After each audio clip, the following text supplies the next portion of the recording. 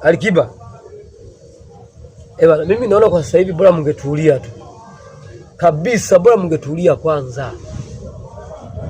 Mashabiki wenzangu wa muziki wa Bongo Flava, hebu naomba tumsikilize Alikiba huyu hapa. Ningependa kila mtu aelewe kwamba ili kitu kiweze kutoka moyoni lazima mtu aongee. Mimi nafurahi watu wanavyosema, wanatoa madukuduku yao, wanatoa maumivu yao. Sawa. They have rights. Nadhani sasa kila mmoja anamsikiliza Alikiba.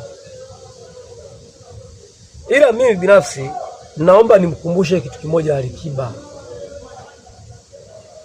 Akamatilia hapo aliposema kwamba maybe walichukia. Mimi naona akamatilia umuhumu. Alikiba akamatilia umuhumu. Iko hivi. Mpaka sasa hivi wananchi bado ndani ya moyo wao wana kitu. Ukitaka kujua kwamba wana kitu, majuzi kati Shiroe kapata ajali. Hebu ujaribu kuangalia zile comment wamesemaje.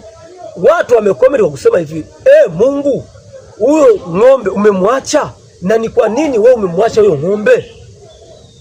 Karibia comment kibao. Comment kibao wamecomment kwa kusema kwamba Mungu bora angechukua ng'ombe wake. Sasa ile pale inaonyesha kabisa kwamba nyinyi kwa sasa hivi bado kwa cha msingi inatakiwa mtulie kwanza. Sio mnakuja tu mara maybe walichukia, walifanyaje. Tulia kwanza.